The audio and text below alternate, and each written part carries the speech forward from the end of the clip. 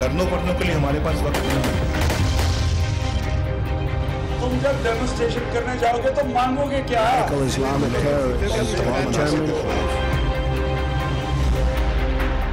अमरीका ने अफगान जंग पर सख्त रवैया अपनाया। पाकिस्तान ने सख्त मौक़िफ़ अपना लिया। अमरीकी नुमाइंदे खुसूसी की मेज़बानी से माजरत। इत्तेहादियों को एतमाद में लेकर रीजनल पॉलिसी मुरतब देने का फैसला। अमरीका को पूरी दुनिया के सामने जवाब दिया जाएगा। तमाम बड़ी सियासी जमातें मर्दमशुमारी को मुस्तरद कर रही हैं। सरकारी गिनती पर अनगिनत सवाल उठने लगे। 19 साल बाद कामयाब होने वाली कोशिश कहीं बेकार ना हो जाए।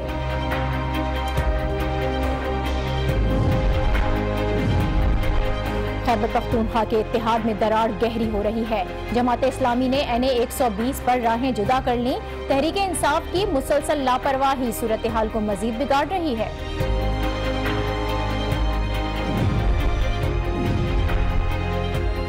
और तूफानी बारिशें फिर कराची का रुख कर रही हैं। इंतजामिया की फिर कोई तैयारी नहीं है। अपनी जान और कुर्बानी के जानवरों का खुद ख्याल रखना होगा।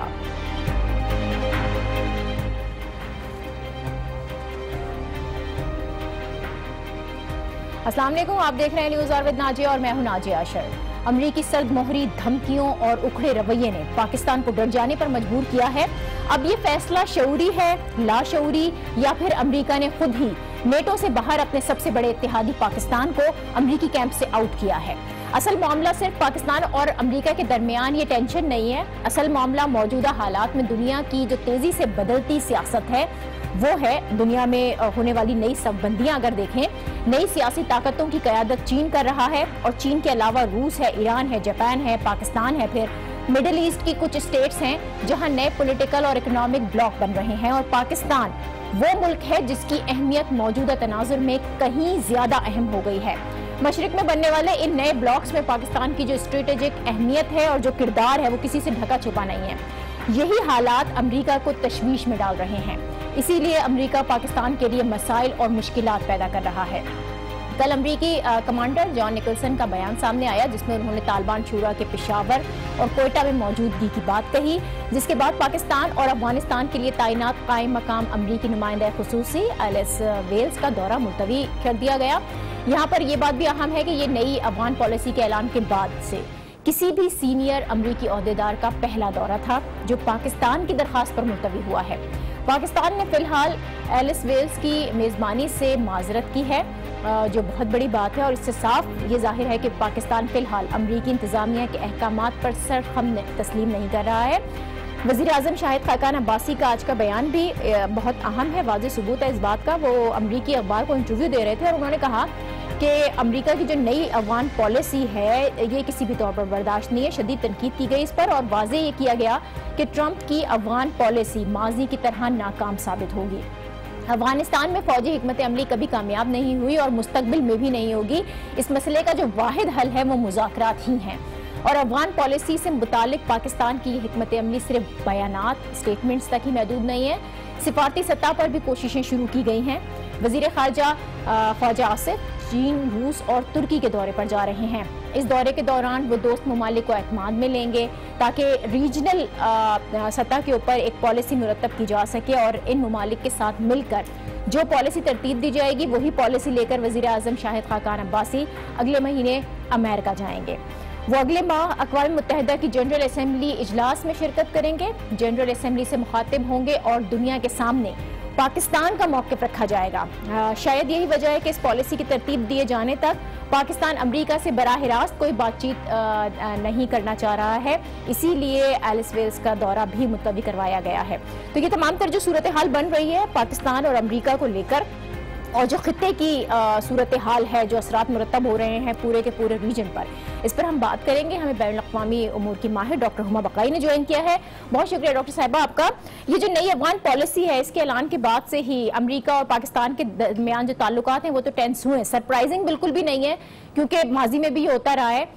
पहले पाकिस्तानी क़यादत दिफाई पोजीशन में होती थी, परेशान दिखाई देती थी। अमेरिका अपने सारे मुतलबात जो चाहता था मनवा लेता था। लेकिन इस बार जो पाकिस्तान का रद्द अमल है वो खासा मुख्तलिफ है। تو پاکستان نے جو یہ ڈٹ جانے والا رویہ اپنایا ہے، کیا پاکستان واقعی اس پوزیشن میں ہے کہ اس رویے کو برقرار رکھ سکے اور اب پاکستان کو امریکہ کی کوئی ضرورت نہیں ہے؟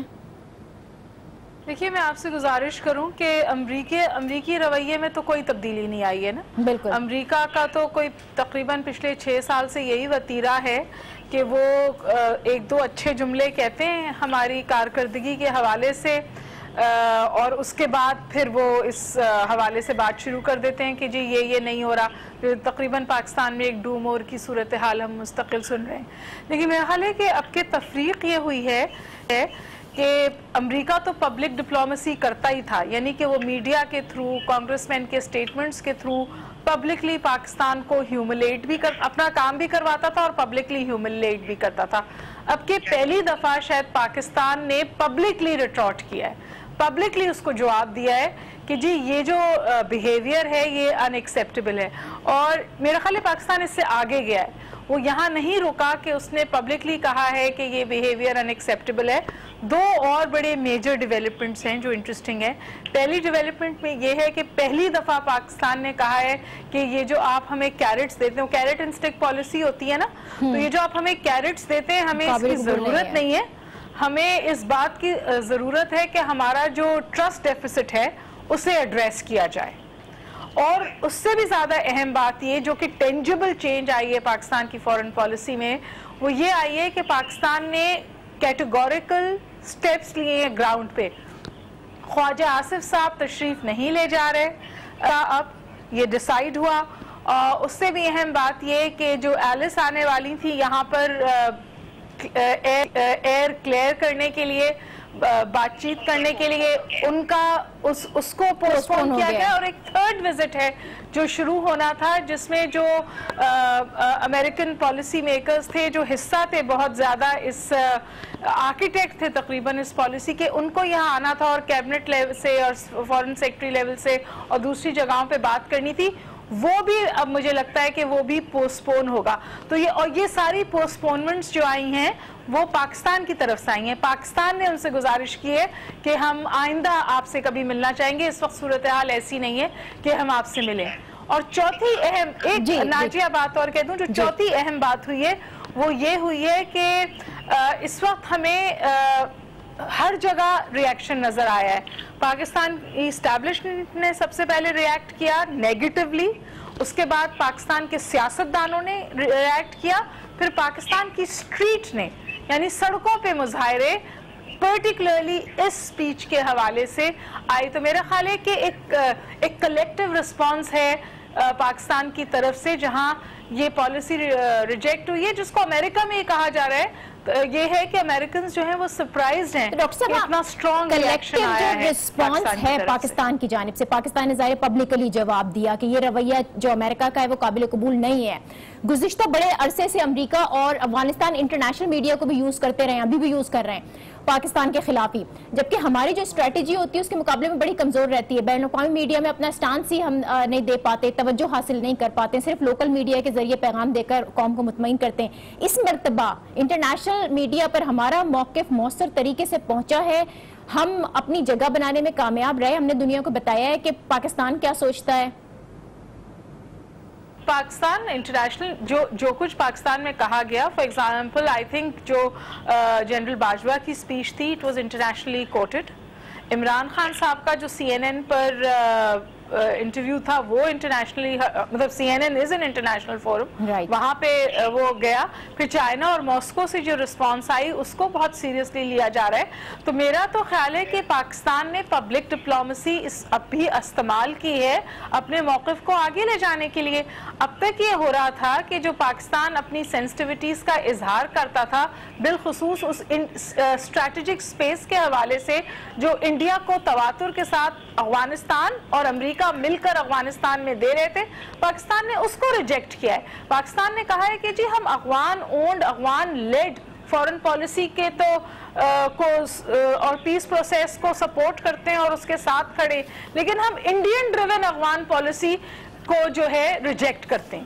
اور اگر آپ جو لوگ کابل گئے ہیں یا جن کا کلوز انٹریکشن ہے انڈین افغان اسٹیبلشمنٹ سے، وہ آپ کو یہ بات بتائیں گے کہ آپ امیجن نہیں کر سکتی کتنا انفلوئنس ہے انڈین لابیز کا افغانستان میں. اب افغانستان کے اپنے فورن منسٹر کی بات وہاں کوٹ نہیں ہوتی فرنٹ پیجز پہ, انڈین سٹیٹمنٹس جو ہیں وہ بنتے ہیں. اور امپورٹنٹلی اس پرٹیکولر پالیسی کو تو کرزئی نے بھی ریجیکٹ کیا ہے. تو میرا خیال ہے کہ جو پوری south Asian policy, so called south Asian policy, یہ جو آپ انڈین لابیز کی بات کر رہی ہیں ڈاکٹر صاحبہ, بھارت ظاہر ایک بڑا فیکٹر ہے اس تمام تر سچویشن کے اندر. امریکہ کی نئی افغان پالیسی میں بڑا ڈفرنس اگر ابھی ہم دیکھیں تو یہ ہے کہ پالیسی صرف افغانستان اور پاکستان کے لیے ہوتی تھی پہلے تو, لیکن اس مرتبہ بھارت کو ظاہر شامل کیا گیا. یہی وجہ ہے کہ پاکستان اس بار جو ریاکشن دے رہا ہے, جو رسپانس دے رہا ہے وہ مختلف تو ہے. اب پاکستان افغان پالیسی میں بھارت کے کردار کو برداشت نہیں کر رہا, لیکن بھارت کی لابی تو بڑی اسٹرانگ ہے, آپ خود بھی یہ بات کہہ رہی ہیں. پاکستان کیسے جواب دے گا اس کا؟ دیکھیے کچھ تو ہمارے کنسٹرینٹس ہیں. ہمارے کنسٹرینٹس یہ ہیں کہ جس طرح کا لابینگ کا بجٹ ہندوستان کا ہے, پاکستان کا تو اس کے قریب بھی کہیں نہیں ہے. بھارت بہت بڑا اماؤنٹ خرچ کرتا ہے پیسوں کا لابینگ کے لیے اپنے موقف کو. مطلب ایگزامپل جب وہ نیوکلیئر سپلائی گروپ کا ممبر بننا چاہتا تھا تو جو ایجنسی اوباما کے لیے کام کرتی تھی وہی ایجنسی بھارت کے لیے کام کر رہی تھی. اس قسم کی اسپینڈنگز وہ کرتا ہے. دوسری بات یہ کہ میں بہت دفعہ یہ بات کہتی ہوں ناجیہ کہ ہمارا ایک انٹلیکچوئل ڈیفیسٹ ہے, اور وہ انٹلیکچوئل ڈیفیسٹ یہ ہے کہ جو امریکن تھنک ٹینکس ہیں, جو امریکن یونیورسٹیز ہیں, جو پالیسی میکنگ کے لیے لوگ انوائٹ کیے جاتے ہیں ساؤتھ ایشیا پہ, اس میں پاکستان کی وائس جو ہے وہ ٹوٹلی مسنگ ہوتی ہے. کون لوگ بات کرتے ہیں پاکستان کے حوالے سے؟ ایسے لوگ بات کرتے ہیں جو پاکستان میں ہیں نہیں, یا ان کا انٹرسٹ پاکستان کے ساتھ نہیں, یا ایسے لوگ بات کرتے ہیں جو ساؤتھ ایشین ایکسپرٹ ہیں آف انڈین اوریجن. تو Indian south Asian policy craft کرنے میں امریکیوں کی مدد کرتے ہیں. تو ہمارا وہاں پہ تقریباً ایک سمجھیے انٹلیکچوئل ڈیفیسٹ نہیں, انٹلیکچوئل ویکیوم ہے. یہ جو ویکیوم ہے, انٹلیکچوئل ڈیفیسٹ کہہ لیں, ویکیوم کہہ لیں, اس کو دور کیسے کریں؟ اب جواب میں پاکستان کی اسٹریٹجی کیا ہو, اقوام متحدہ میں پاکستان کی آواز کس طرح سے اٹھائی جائے, اور پھر وزیر اعظم کی جو تقریر ہوگی اس کے نکات کیا ہونے چاہیے. کل وفاقی کابینہ معاملات سارا یہ طے کرے گی. تو آپ کو لگتا ہے کہ جب سب بیٹھیں گے تو کوئی مؤثر پالیسی ایکسپیکٹڈ ہے؟ ابھی مؤثر پالیسی نہیں آئی, اور یہ جو شروعات ہوئی ہے اس کو ہم مؤثر طریقے سے آگے نہیں بڑھا سکے تو پھر یہ ہمارا فورن پالیسی فیلیور ہوگا. ہمارا ڈپلومیٹک فٹ ورک ویک ہے, لیکن پاکستان اسرٹیو ہوا ہے. اس نے اور ایک جو بات مجھے شاید بہتر لگی وہ یہ کہ ایک کلیکٹیو رسپانس آیا. یہ نہیں ہوا کہ آدھے لوگ ایک بات کہہ رہے, آدھے لوگ ایک بات کہہ رہے, کلیکٹیولی اکراس دا بورڈ ایک ہی بات کہی گئی ہے. اور دیکھیں ہماری پالیسی میں کوئی چینج نہیں آئی, یہ بات اہم ہے, کیونکہ جو ہماری ورک آن دا گراؤنڈ ہے وہ بالکل اس کے وہ آئیڈینٹیفائیڈ ہے. وہ یہ ہے کہ ہم وار آن ٹیرر لڑتے رہیں گے. ٹھیک ہے, لڑتے رہیں گے. بہت شکریہ ڈاکٹر ہما بقائی, ماہری بین الاقوامی امور, ہمارے ہمراہ تھی. کلیکٹیو رسپانس جو پاکستان کا آیا ہے سامنے وہ وقت کی بہت ضرورت بھی تھا, اور پاکستان کو ایک بہتر ماحول کی طرف بھی لے کر جائے گا جو اس خطے میں بننے والا ہے. اب یہ تو جو معاملات ہو گئے یہ وہ ہیں کہ جو بیرونی ایک جنگ ہم لڑ رہے ہیں. کچھ جنگیں ایسی ہیں جو اندرونی طور پر بھی لڑی جا رہی ہیں, وہ جو ہمارے اندرونی مسائل ہیں اس کی ایک بڑی مثال مردم شماری بھی ہے کہ ہم کتنے ہیں, ہماری ضروریات کیا ہے. یہ سب جاننے میں ہمیں 19 سال لگے ہیں. پاکستان میں 19 سال کے بعد آخرکار مردم شماری ہوئی ہے, اور 19 سال بعد جا کر ہمیں پتہ چلا ہے کہ جو ہماری آبادی ہے وہ کتنی ہے. ہفتے کو ہی اس سلسلے میں اعداد و شمار جاری کیے گئے, اور اب یہ جو اعداد و شمار ہیں یہ خاصے کنٹروورشل بھی بنتے جا رہے ہیں. اپوزیشن کی تقریباً تمام جماعتیں ہیں جو کہ مردم شماری کے ریزلٹس کے اوپر اعتراضات اٹھا رہی ہیں, اور پیپلز پارٹی تو اس معاملے پر اے پی سی بلانے بھی جا رہی ہے. تو ان کا الزام یہ ہے کہ مردم شماری میں سندھ کی آبادی کم ظاہر کی گئی ہے. اس کے علاوہ انہیں سندھ کے شہری آبادی کے زیادہ ہونے پر بھی اعتراض ہے, کیونکہ مردم شماری کے نتائج کے مطابق سندھ کی جو 52% آبادی ہے وہ شہروں میں منتقل ہو چکی ہے. اسی طرح ایم کیو ایم کی بات کریں تو ان کا الزام یہ ہے کہ مردم شماری میں کراچی کی آبادی کم دکھائی گئی ہے. جماعت اسلامی اور پاک سرزمین پارٹی کا بھی یہی موقف ہے.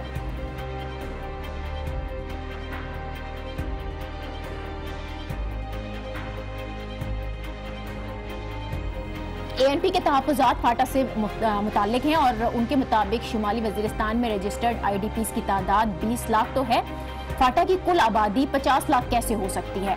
बड़ा ही वैलिड पॉइंट है ये, और तहरीक इंसाफ ने मर्दमशुमारी के नताइज को ही सिरे से मुस्तरद किया है।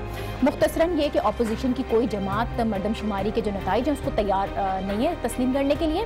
यही वो तमाम मसाइल हैं जिसकी वजह से मर्दमशुमारी डिले हुई है। 19 साल लगे हैं अपनी आबादी गिनने में। अब कहीं जाकर अपनी आबादी को गिनने में कामयाब भी हुए थे तो ये एक नया मसला खड़ा हुआ है। लेकिन अगर इन एतराज़ात का जायज़ा लें और आबादी की जो इजाफा है उसकी शरह उठाकर देखें तो 2005 में national institute of population studies के मुताबिक जो रिपोर्ट आई थी, पाकिस्तान की आबादी में हर मिनट में 5 अफराद का इजाफा होता है। इस लिहाज से अगर आबादी में इजाफे की शरह देखें तो ये 1.9% बनती है। हम बात करेंगे इस तमाम मामले पर। हमें MQM के रहनुमा अली रज़ा आब्दी साहब ने ज्वाइन किया है। बहुत शुक्रिया अली रज़ा साहब आपका। मर्दमशुमारी का जो रिजल्ट आए, वैसे तो अपोजिशन की तमाम जमातें ही इसको मुस्तरद कर रही हैं, लेकिन सिंध से मुताल्लिक ये तहफ़्फ़ुज़ात ज़्यादा सामने आए हैं। अब आपकी जमात ने भी अदाद-ओ-शुमार पर सवाल उठाए और आपका एतराज़ ये है कि कराची की जो आबादी है इसको कम दिखाया गया है। इस क्लेम को चैलेंज कैसे किया जाए, साबित किस तरह से करेंगे? अब इतने अरसे के बाद तो ये मर्दमशुमारी हुई थी। बहुत शुक्रिया नाजिया। देखिए, जब लास्ट 98 में मर्दमशुमारी हुई थी तो उस वक्त भी इसको कराची की पॉपुलेशन को काफ़ी हद तक कम दिखाया गया था। इसी तरह जब उससे पहले चौथी मर्दमशुमारी हुई थी उसमें भी कम दिखाया गया था। इस दफ़ा तो बाकायदा बहुत सारे ऐसे इलाके थे जिस पे मर्दमशुमारी का स्टाफ पहुंचा ही नहीं। बहुत सारे ब्लॉक्स इस तरह के थे जो कि उनके रिपोर्ट्स और उनके गूगल मैप के तहत जो उन्होंने अपने एरियाज डिफाइन किए थे उसमें वो प्रेजेंट ही नहीं थे। बहुत सारी ऐसी आबादियां थी जो कि बाद में कंस्ट्रक्ट हुई, लेकिन उस मर्दमशुमारी के मैप्स में उनका कोई जिक्र नहीं था। तो अली रज़ा साहब, ये सारे तो इल्जामात हैं। अब मसला सारा ये आ रहा है कि इसको साबित कैसे किया जाए, कैसे बताएंगे कि ये सब कुछ हुआ है? बिल्कुल साबित होएगा, बिल्कुल साबित हो सकता है। ये कराची की आबादी किसी भी बाशऊर फर्द से अगर आप मालूम करेंगे तो वो 1.40 करोड़ पे हंसेगा। ये सबको पता है कि आज से 15 साल पहले मुशर्रफ साहब के दौर में कोई 18 टाउन्स बनाए गए थे। उसकी एवरेज आबादी जो थी वो 13 लाख लोगों पर थी मुश्तमिल। तो उसका भी अगर हिसाब लगाते हैं तो 2.25 करोड़ में बनती है। उसी के हिसाब से आपकी रेजिडेंसेस, यहाँ के शनाख्ती कार्ड, यहाँ के जो हाउसिंग प्लान्स हैं वो भी मौजूद हैं डिफरेंट डिपार्टमेंट्स में, जो कि इसको वाज़ेह तौर पे कंफर्म। ठीक है, अब अली रज़ा साहब, अब सवाल ये कि कराची की आबादी जो कम दिखाई गई, इससे फायदा किसको होगा? पीपल्स पार्टी का एतराज तो समझ आता है कि अगर सिंध की शहरी आबादी ज्यादा हो गई तो सीटों का फर्क आ सकता है, सिंध में उनके लिए हुकूमत बनाना शायद मुश्किल हो जाए, लेकिन ये तो आपके हक में जा रही है बात। सिंध की जो शहरी आबादी की नुमाइंदा जमात हैं आप, तो ये तो इसमें फायदा फिर किसको हो रहा है? हम ये समझते हैं कि सिंध की शहरी आबादी की अगर जिस तरह उसका इंक्रीज है, इससे कहीं ज्यादा इंक्रीज होना चाहिए था। अभी 52% पे है। We believe it should be above 60%। लेकिन इसमें फायदा देखिए, किसी को इससे पाकिस्तान को सिर्फ नुकसान होगा, फायदा नहीं होगा, क्योंकि कराची एक रेवेन्यू जनरेटिंग सिटी है। अगर आप जान के पॉपुलेशन को कराची की कम दिखाएंगे तो इससे इवेंचुअल रिजल्ट ये होता है कि उसकी रिप्रेजेंटेशन नेशनल और प्रोविंशियल असेंबलीज में कम हो जाती है। जब वो कम हो जाती है तो इसी तरह आपका नेशनल फाइनेंस कमीशन और प्रोविंशियल फाइनेंस कमीशन, उसमें भी फर्क पड़ता है, क्योंकि जो रिसोर्स की डिस्ट्रीब्यूशन है या फाइनेंस की डिस्ट्रीब्यूशन है वो भी सही मानों पे इलाकों तक नहीं पहुंचती तो जिस तरह से आप लोगों ने मुस्तरद किया, इसी तरह पीपल्स पार्टी भी है। पीपल्स पार्टी और आपके जो एतराज़ात हैं मर्दमशुमारी के रिजल्ट्स को लेकर बिल्कुल उलट हैं। वो शहरी आबादी ज्यादा दिखाने के खिलाफ हैं, आप कह रहे हैं कि जो शहरी आबादी है बताई गई है वो कम है। तो आप अपने एतराज़ पर दीगर जमातों को साथ लेकर फिर कैसे चलेंगे? एक प्लेटफॉर्म पर आकर तमाम जमातें क्या इसको मुस्तरद कर सकती हैं? जी, इसको बिल्कुल मुस्तरद किया जा सकता है। हमने ऑलरेडी सुप्रीम कोर्ट रजिस्ट्री में हमने एक पिटीशन डाली थी जब ये सेंसस का प्रोसेस शुरू हो रहा था, बिकॉज उस वक्त जो ब्लॉक्स दिखाए गए थे वो हमारी नज़र में कम दिखाए गए थे कराची के और इंटीरियर सिंध के ज़्यादा, तो जिसमें हमें शक था कि ये कुछ गलत किया जाएगा। बाकी पॉलिटिकल पार्टीज इसमें Jamaat Islami, PSP, peoples party, PTI और ANP वगैरह जो कराची के हवाले से अगर कुछ कहना चाहती हैं तो उनको इसका कराची में, क्योंकि सिर्फ उर्दू स्पीकिंग नहीं रहते, सारी بیک گراؤنڈز کے اور ریلیجن کے لوگ رہتے ہیں، تو ہم سب کا مقدمہ لڑ رہے ہیں کہ کراچی میں 3 کروڑ کی آبادی ہونی چاہیے. اور یہ جو ابھی ہمارے ایگزسٹنگ ISI چیف ہیں نوید مختار صاحب، جو کہ کور کمانڈر ہوا کرتے تھے کراچی کے، انہوں نے اپنی اسپیچ میں ایک دفعہ خود کہا تھا کہ کراچی جو ہے وہ 3 کروڑ کی آبادی پر مشتمل ہے. اور اسی طرح پیپلز پارٹی نے زرداری صاحب بھی یہی کہہ چکے ہیں اپنی، وہ بھی یہی کہہ رہے ہیں. اب وہ تو APC بلانے جا رہے ہیں، کیا آپ لوگ اس APC کا حصہ بنیں گے؟ کیونکہ اس سے پہلے جب آپ لوگوں نے 22 اگست کی APC بلائی تھی تو اس وقت میں تو وہ لوگ نہیں آئے تھے. ہم نہیں جی، ہم ان کی طرح نہیں کریں گے. ہم جو کراچی کے حقوق کے لیے، شہری سندھ کے حق کے لیے ہم جو فورمز ہیں ان پہ ہم جائیں گے.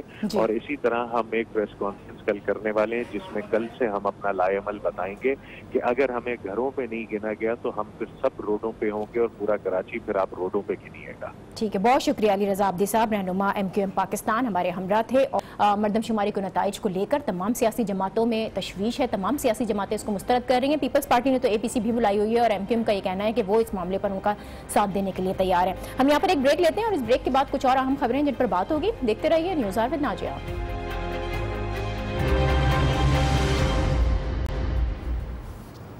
Welcome back. خیبر پختونخوا میں جماعت اسلامی اور PTI ساتھ ساتھ ہو کر بھی دور ہیں. ان کا اتحاد کافی عرصے سے اختلافات کا شکار ہے اور اب اس کے اثرات ملک کے جو دیگر حصے ہیں وہاں پر بھی نظر آ رہے ہیں. جماعت اسلامی جو PTI کی سب سے بڑی اتحادی تصور کی جاتی ہے، اس نے اس وقت لاہور کے اہم ترین حلقے NA 120 سے PTI کی سپورٹ سے انکار کیا. وہ اب PTI کے حق میں اپنا امیدوار دستبردار نہیں کر رہے.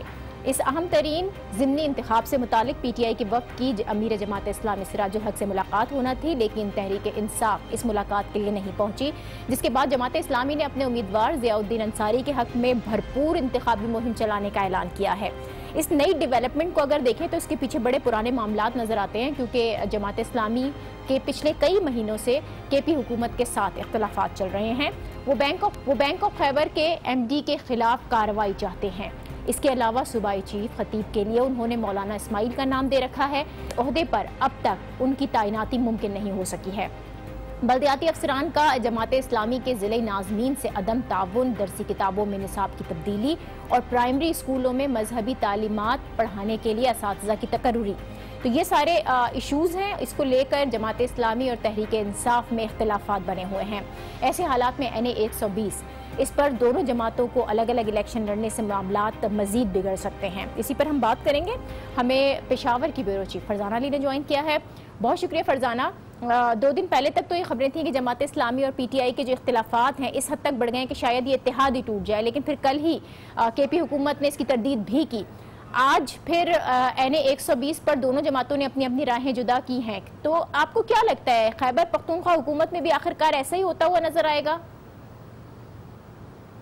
دیکھیں، جہاں تک آپ خیبر پختونخوا کے معاملے کو ملکی سطح پر لے جانے کی بات کرو گے تو اگر ہم پچھلے بھی واقعات دیکھیں، میں آپ کو اگر وزیر اعظم کے الیکشن کے حوالے سے بات کروں یا اس سے پہلے بھی کئی اور معاملات ہوئے ہیں، تو جو تحریک انصاف اور جماعت اسلامی کا ہمیں راستے جو تھے وہ الگ الگ ہی نظر آئے. ایون کہ پاناما کے کیس کے حوالے سے بھی دیکھ لیں کہ جماعت اسلامی نے اپنے آپ کو علیحدہ رکھا اور جب بھی ان سے اس بارے میں پوچھا جاتا رہا کہ آپ ایک مخلوط حکومت خیبر پختونخوا میں چلا رہے ہیں، لیکن جب ملکی سطح پر کوئی معاملہ ہوتا ہے تو آپ PTI سے علیحدہ ہو جاتے ہیں، تو اس کی کیا وجہ ہے؟ تو وہ صاف یہی کہتے نظر آتے ہیں کہ دیکھیں، ہمارا جو الحاق ہے یا ہماری حکومت ہے وہ صرف خیبر پختونخوا کے حوالے تک ہے. ہم نے ان سے ایسا کوئی کانٹریکٹ نہیں کیا ہوا کہ ملک کے دوسرے حصوں میں بھی ہم ان کا ساتھ دیں گے. تو یہ تو آپ کا ہو گیا یہ جواب کہ وہ وہاں پہ کیوں اپنا ایک علیحدہ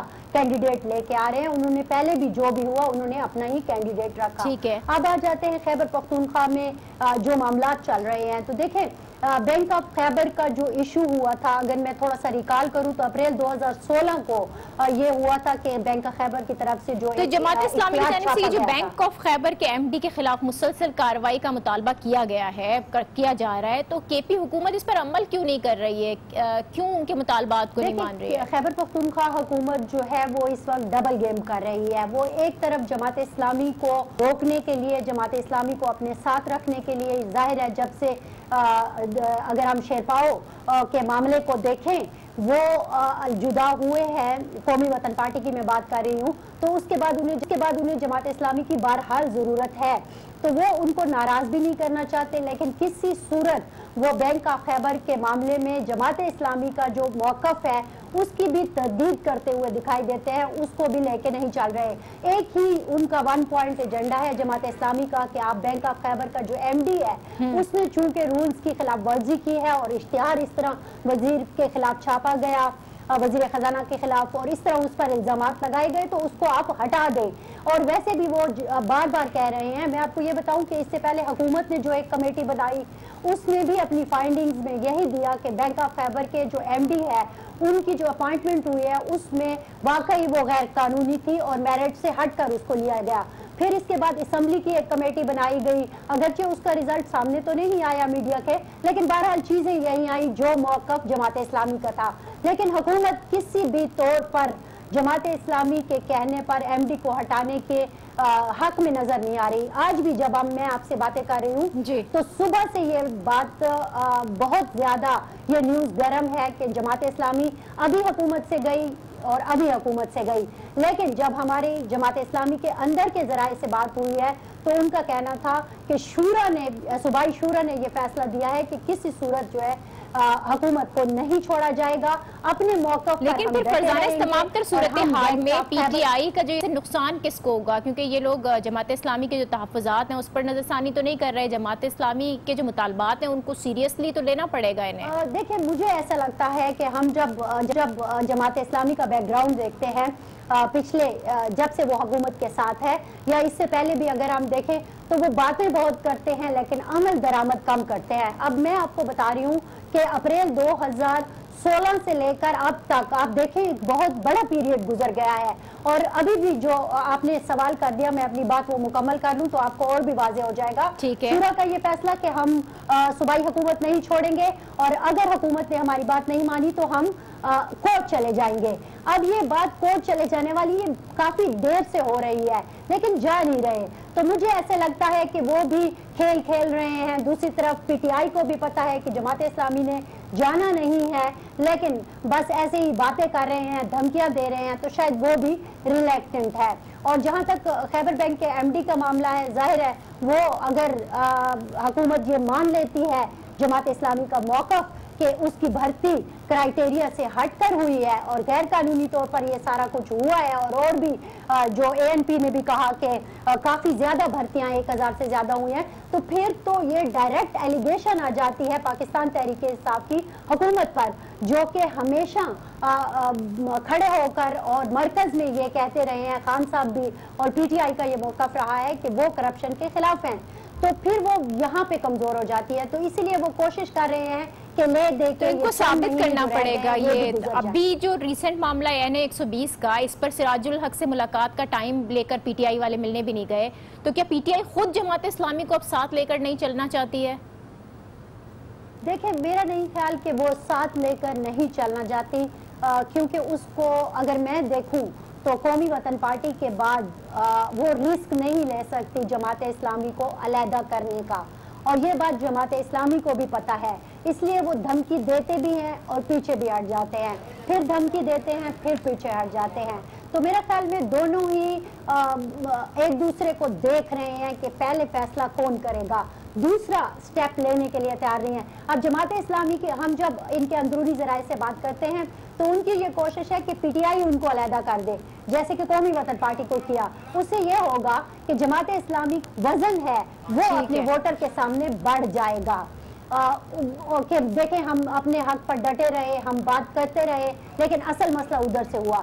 دوسری طرف پی ٹی آئی کو دیکھیں تو وہ یہ کہہ رہی ہے کہ جماعت اسلامی خود سے چلی جائے. ٹھیک ہے, یعنی دونوں ایک دوسرے کے صبر کا امتحان لے رہے ہیں, دونوں ہی پہلے فیصلہ نہیں کرنا چاہتے. بہت شکریہ فرزانہ, بیورو چیف پشاور ہمارے ہمراہ تھیں.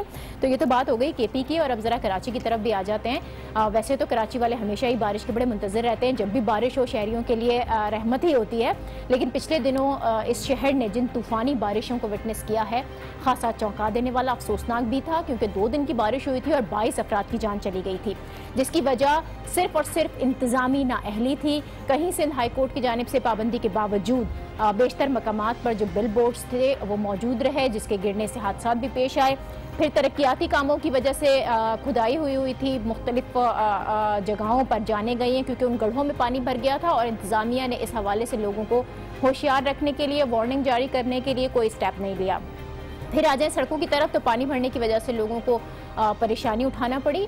کئی علاقوں میں تو بارشوں کا پانی ابھی تک کھڑا ہوا ہے، اور اب محکمہ موسمیات نے ایک بار پھر کراچی میں بارشوں کی پیش گوئی کی ہے۔ بدھ سے یہ سلسلہ شروع ہوگا، تیز بارشوں کا امکان ظاہر کیا جا رہا ہے۔ اس حوالے سے ایک رپورٹ آپ کو دکھاتے ہیں۔ گزشتہ دنوں ہوئی شدید بارشوں کے اثرات اب بھی کراچی میں دیکھے جا سکتے ہیں۔ گرے ہوئے درختوں کی باقیات اور بارش کا پانی کہیں کہیں اب بھی موجود ہے۔ بادلوں کی گڑگڑاہٹ اور بجلی چمکنے کا منظر ابھی نظروں سے اوجھل نہیں ہوا کہ یہ نظارہ پھر آنکھوں کے سامنے آنے والا ہے۔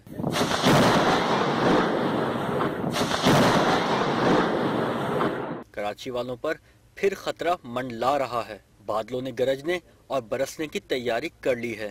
محکمہ موسمیات کے مطابق کل سورج آگ برسائے گا۔ پارہ 40 ڈگری تک جا سکتا ہے، لیکن بدھ سے بادل برسیں گے اور خوب برسیں گے۔ شہر میں سیلابی صورتحال کا خدشہ ہے، تیز ہوائیں بھی چلنے کا امکان ہے، تو پھر عوام محتاط رہیں کیونکہ سرکار کچھ کرنے کے لیے اس بار بھی تیار نظر نہیں آ رہی۔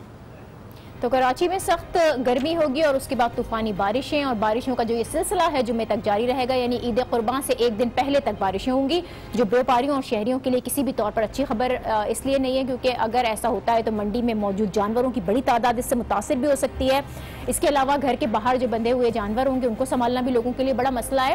تو تمام تر صورتحال کو مد نظر رکھیں، حفاظتی انتظامات آپ کو خود کرنے ہیں۔ اسی کے ساتھ آج کے اس پروگرام سے مجھے دیجیے اجازت، کل پھر ملاقات ہوتی ہے۔ اللہ حافظ۔